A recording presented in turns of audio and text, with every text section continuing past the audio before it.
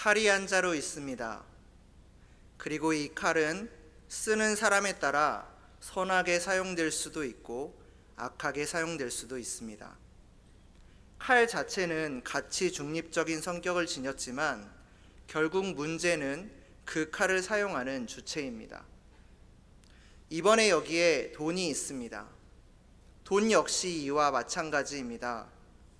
누가 쓰느냐, 그리고 어떻게 쓰느냐에 따라 이는 때로는 선한 도구가 되기도 하고 악한 도구가 될 수도 있습니다.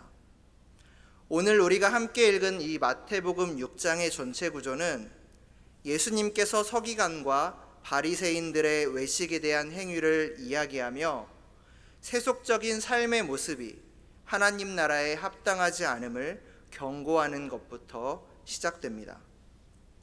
6장 1절의 말씀을 보니 예수님께서는 사람에게 보이려고 그들 앞에서 너희 의를 행하지 않도록 주의하라 라고 말씀하십니다. 당시 바리새인들은 남을 돕는 구제 사업을 할 때 나팔을 불어 대중에게 알림으로써 자신의 선행을 드러냈습니다. 어려운 사람을 도울 때도 사람들이 많이 모이는 내거리나 광장에서, 그리고 많은 사람들이 보는 앞에서 구제품이 든 조그마한 바구니를 건네주었습니다.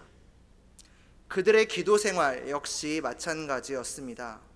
그들은 사람들에게 보이기 위해서 회당과 큰 거리 여기에 서서 기도하기를 좋아했습니다.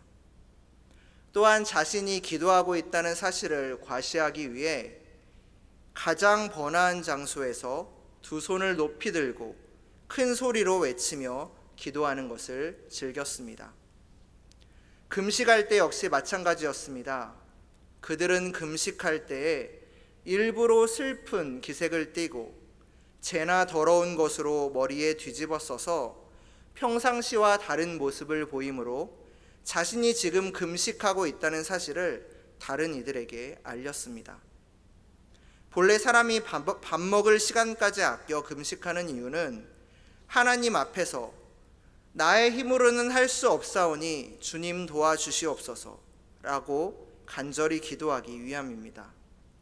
즉, 하나님, 내가 연약합니다. 나의 힘으로는 아무것도 할 수 없습니다 라고 말하며 자신을 부인하며 낮추기 위해서였습니다. 하지만 당시 위선자들은 금식하면서 자신을 낮추는 일에는 도무지 관심이 없었습니다. 오히려 자신들이 금식하고 있다는 것을 알리려고 무단히 애를 썼죠. 예수님께서는 이런 그들의 외식을 경고하시며 너희는 금식할 때 머리에 기름을 바르고 얼굴을 깨끗이 씻으라 라고 말합니다. 이는 바로 자신이 금식하고 있다는 사실을 다른 이들에게 보이게 하지 말고 또 조용히 그리고 은밀히 하나님 앞에 나아오라는 것이었죠. 하지만 그들은 이렇게 다른 이들에게 높임받고 또 칭송받고 인정받기 위해 종교적인 행위로 자신의 모습을 의롭게 포장한 채 그렇게 살았습니다. 이런 서기관들과 바리새인들의 모습은 하나님 앞에서 진실하지 못했고 또한 정직하지 못했습니다. 바리새인들의 외식함에 대해 교훈하신 이 예수님께서는 이번에는 제자들에게 물질을 대함에 있어 어떠한 태도를 취해야 하는지를 교훈하십니다. 먼저 예수님께서는 너희를 위하여 보물을 땅에 쌓아두지 말라라고 말씀하십니다. 오늘 말씀 마태복음 6장 19절의 말씀을 한 목소리로 읽어보도록 하겠습니다. 너희를 위하여 보물을 땅에 쌓아두지 말라. 거기는 좀과 동록이 해하며 도둑이 구멍을 뚫고 도둑질하느니라. 아멘. 오늘을 살아가는 우리들은, 그리고 이 시대를 살아가는 대부분의 사람들은 자기 자신을 위해 살아갑니다. 자기 자신과 가족의 행복을 위하여 열심히 애를 쓰며 무언가를 모읍니다. 자신의 행복을 위해 맛있는 음식을 사고 또한 예쁜 옷을 사며 또한 넓은 집을 삽니다. 독일 출신의 사회 심리학자이자 철학자인 에리 프롬은 그의 유명한 저서인 소유냐 존재냐에서 이 소유에 대한 인간의 욕망은 너무나도 자연스러운 것이라고 말하면서 더 중요한 것은 물건을 소유하는 것이 아닌 그것을 어떻게 사용하고 어떻게 이해하는가라고 말을 하고 있습니다. 그렇습니다, 여러분. 무언가를 가지고 싶은 욕망은 우리 인간에게 있어 자연스러운 본능이겠습니다. 하지만 문제는 인간 소유의 그 부작용입니다. 역설적이게도 맛있는 음식을 먹으면 다음번에는 더 맛있고 더 비싼 음식을 먹고 싶어지며, 예쁜 옷을 사면 느끼는 행복도 잠시, 얼마 가지 않아 이내 옷은 실증이 나고 더 예쁘고 비싼 옷을 사고 싶어집니다. 집도 마찬가지이겠습니다. 집을 사면 끝이라고 생각했지만 사람은 조금 더 예쁘고 조금 더 넓은 집을 위해 자신의 시간과 물질을 소비하게 되고 그것을 가질 때까지 욕망하게 됩니다. 이렇게 무언가를 소유하기를 원하며 끊임없이 자기 자신만을 살아가는 그런 삶은 우리에게 완전한 만족을 줄 수 없습니다. 이렇게 하나님께서는 자신을 위하여 보물을 땅에 쌓아두지 말라고 말씀하시며 그곳에는 좀과 동록이 해하며 또 도둑이 구멍을 뚫고 도둑질할 것이라고 우리에게 교훈합니다. 불안한 삶이 시작되는 것이지요. 당시 이스라엘 백성들이 살았던 이 팔레스타인 지역에서 재물이라 함은 옷감이나 의류, 의복류를 포함하기도 했습니다. 좋은 재료의 옷감과 또한 형용색색의 옷감들은 당시 아주 귀한 재물의 일부였습니다. 하지만 잘 알다시피 이런 의류들은 습기에 약했습니다. 그래서 창고에 오래 쌓아놓고 보관할 경우 좀에게 갉아먹혀 결국은 헤어지게 되어버렸습니다. 또한 당시 구리로 만들어진 이 동전들 역시 그 구리의 산화현상으로 인해 생기는 푸른 녹으로 말미암아 결국은 부식이 되었죠. 게다가 당시 팔레스타인 지역의 집들은 주로 진흙으로 집을 지었기 때문에 도둑이 벽을 뚫고 집 안으로 들어와 도둑질하기가 매우 용이했다라고 합니다. 그래서 당시 사람들은 방바닥을 파고 그 밑에 재물을 묻어두었다고 그렇게 말하는데요. 이렇게 방바닥에 소중한 것들을 묻는다 한들 그 보화 재물을 완벽하게 지킬 수는 없었을 것입니다.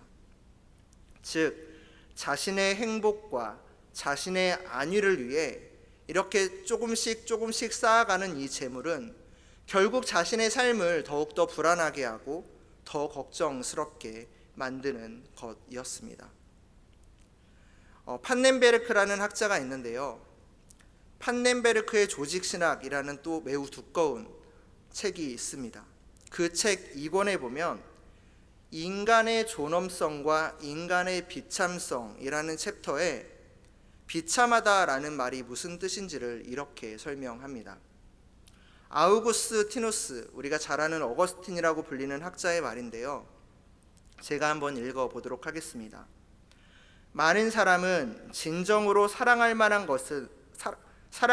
가치가 없는 것을 얻으려고 애쓰기에 그 점에서 이미 비참하다.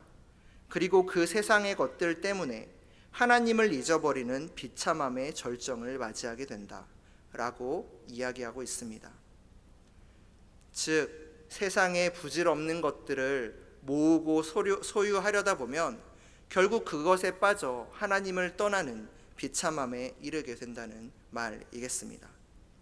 예수님께서는 이렇게 보물을 땅에 쌓아두지 말라라고 우리에게 교훈하신 후에 이번에는 이렇게 말씀하십니다. 오직 너희를 위하여 보물을 하늘에 쌓아두라 라고 우리를 권면합니다. 우리 한번 20절의 말씀을 한 목소리로 같이 읽어볼까요? 읽겠습니다. 오직 너희를 위하여 보물을 하늘에 쌓아두라. 좀이나 동록이 해하지 못하며 도둑이 구멍을 뚫지도 못하고 도둑질도 못하느니라. 아멘. 예수님께서는 우리가 보물을 하늘에 쌓을 때 그것은 좀이 먹는 일도 또한 녹이 슬어 망가지는 일도 그리고 도둑들이 뚫고 들어와서 그것을 훔쳐가는 일도 없을 것이다 라고 우리에게 이야기합니다. 그런데 여러분, 보물을 하늘에 쌓아두라 라는 말은 무슨 뜻일까요? 저 역시 처음에 이 말을 읽으며 많은 고민이 들었습니다. 하늘에 보물을 쌓아둔다는 말은 과연 무슨 말일까? 어떻게 하면 하늘에 보물을 쌓아둘 수 있을까? 이 땅에서 그 어떤 재물도 모으지 말라는 말일까? 아니면 이 땅에서 모은 재물을 사용하지 말라는 이야기인가를 고민했습니다. 기도하고 하나님의 말씀을 묵상하며 또한 이런저런 자료를 찾아보며 하나님께서 주신 마음은 하늘에 보물을 쌓아두라는 이 말이 바로 자기 자신만을 위해 하나님께서 주신 재물을 사용하지 말라는 것이었습니다. 이 말은 먼저 우리의 모든 재물이 하나님으로부터 온 것임을 고백하는 것부터 시작이었습니다. 즉 재물이라는 것이 하나님께서 우리 인간에게 잠시 맡겨두신 거라는 걸 인정하는 것부터가 시작이라는 말이겠습니다. 그렇게 우리 인간은 그저 하나님의 물질을 관리하는 청지기가 되는 것이지요. 그러므로 하나님의 물질을 관리하는 청지기 된 우리는 그저 주인이신 하나님의 뜻에 따라 그 물질을 바르게 사용해야 합니다. 즉 재물을 하늘에 쌓는다는 말은 그 재물의 주인이신 하나님의 뜻대로 바르게 사용하는 것이기도 하겠습니다. 그렇다면 여러분, 우리에게 주어진 재물을 어떻게 써야 하나님께서 원하시는 그 뜻대로 바르게 사용하는 것일까요? 그것은 먼저 이 땅에 우리가 사는 동안에 먹고 마시고 또한 수고하면서 낙을 누리는 것이 하나님의 선물이라는 이 전도서의 말씀대로 나 자신을 위해 적절하게 그리고 하나님 앞에 정직하게 재물을 사용하는 것부터 시작이겠습니다.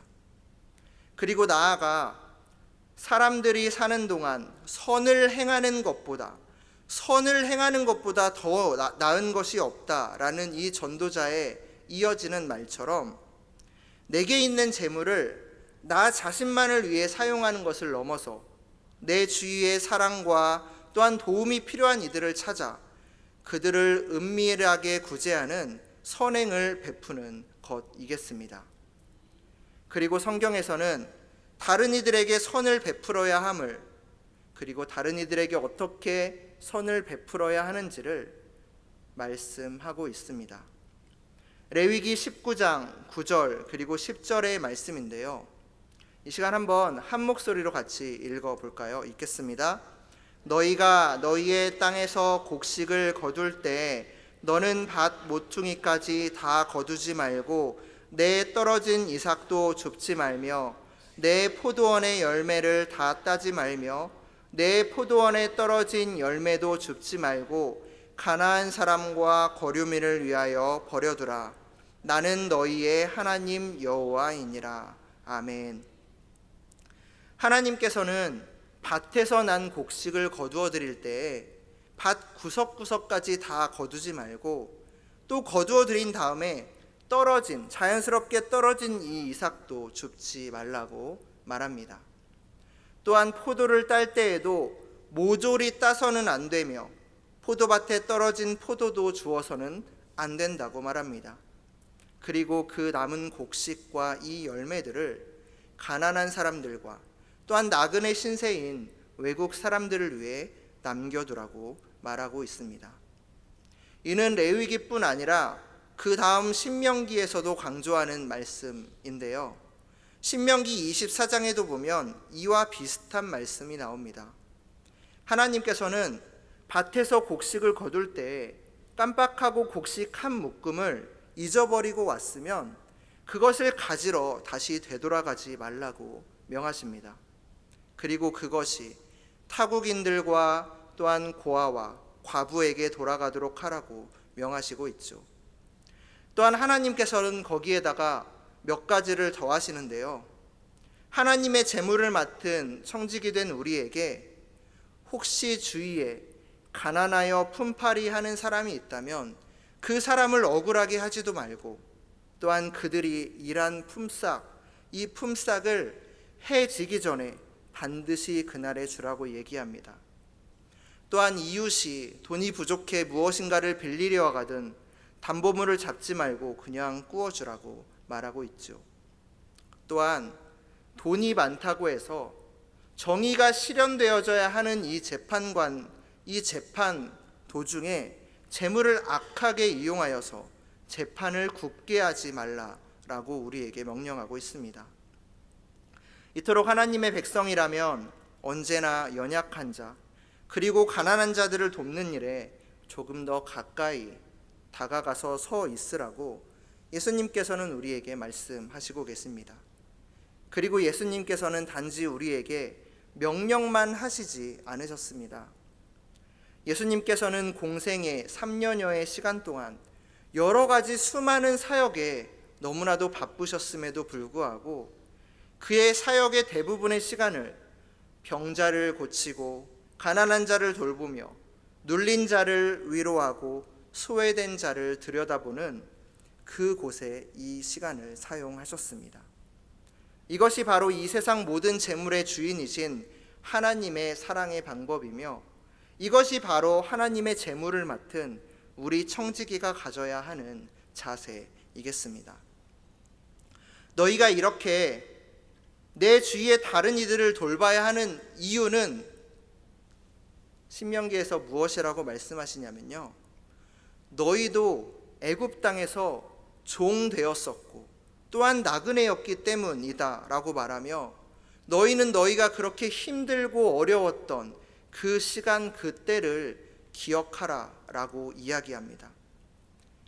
애굽의 노예가 되어 삶의 희망도 삶의 주인이신 나 여호와도 잃어버린 채 눈을 뜨는 순간부터 눈을 감는 순간까지 밤낮으로 일해야 하며 또 일해야 했던 그때를 너희가 기억해라. 그리고 그 절망적인 곳에서 종의 모습으로 살아갔었던 너희를 인도하여 낸 나 여호와의 사랑을 기억하거라. 그리고 그 받은 사랑으로 지금 종된 자, 가난한 자, 억눌린 자, 눌린 자를 돌보며 그들에게 사랑을 베풀거라. 이것이 바로 여호와의 백성인 너희가 살아내야 하는 삶이다 라고 예수님께서는 제자들에게, 그리고 오늘을 살아가는 우리들에게 말씀하고 계시는 것입니다. 여러분, 그리고 우리 이 자리에 있는 청년분들, 또한 고등부 많은 이들이 함께하고 있는데요, 우리의 삶을 성실하게 그리고 열심히 최선을 다해 사는 것 너무나도 중요합니다. 그리고 그를 통해 얻은 재물을 나에게 주어진 삶을 위해 적절하게 사용하는 것 역시도 좋습니다. 하지만 하나님께서는 오늘을 살아가는 우리의 이 체제 속에서 이런저런 이유로, 그리고 원치 않는 이유로 인간의 존엄성조차 돌보지 못한 채 사람답게 살지 못하는 그런 사람들, 그리고 도움이 필요한 약자들, 또 도움을 필요로 하는 손길들이 보이거든 그 사람들도 최소한 사람답게 살아갈 수 있도록, 그래서 이 사회에서 우리가 적어도 그들과 함께 손잡고 살아갈 수 있도록 우리에게 맡기신 그 재물을 지혜롭게 잘 흘려보내라고 말씀하고 계십니다. 이것이 바로 너희를 위하여 보물을 하늘에 쌓으라는 하나님의 깊은 마음이겠습니다. 여러분, 말씀을 마치려고 합니다. 오늘 예배를 준비하며 우리 장학금을 지급받는 이들에게 어떤 말씀을 하면 좋을까를 고민하다 재물에 대한 말씀을 선택했습니다. 예전에 장학금이라 하면 성적은 우수하지만 경제적 이유로 여러 어려움을 겪는 학생들을 보조해 주는 돈이었지만 저희 교회의 장학금은 성실하게 신앙생활을 하던 친구에게 더 열심히 신앙생활을 할 수 있도록 격려하고 돕는 신앙장려금의 색깔을 띠고 있다고 들었습니다. 이 자리에서 장학금을 받는 모든 이들이 이 장학금을 받고 또한 사용함에 있어 모든 재정의 주인 되시는 분이 바로 하나님이심을 꼭 잊지 않고 기억했으면 좋겠습니다. 그리고 우리가 하나님 안에서 열심히 신앙생활을 하는 이유 역시 결국은 잘 살고 좋은 직장에서 잘 살고 많은 돈을 버는 나 혼자만의 안녕을 위한 것이 아닌 이 재정의 주인이신 하나님의 뜻대로 내 주위 도움이 필요한 이들을 때론 돕고 또한 그들을 돌보며 그들의 손을 잡고 함께 걸어가기 위해서임을 늘 잊지 않고 기억했으면 좋겠습니다. 그리고 무엇보다 이 자리에 계신 모든 분들, 우리의 보물이 있는 그곳에 우리의 마음도 있음을 늘 기억하며 하나님께서 주신 이 재물과 또한 이 사랑을 내 주위 많은 이들에게 넉넉하게 흘려보내므로 영원히 변치 않는 그 하늘에 우리의 보물을 차곡차곡 쌓아가시는 동신의 모든 교우들이 되시기를 간절히 기도합니다. 다 같이 기도하시겠습니다.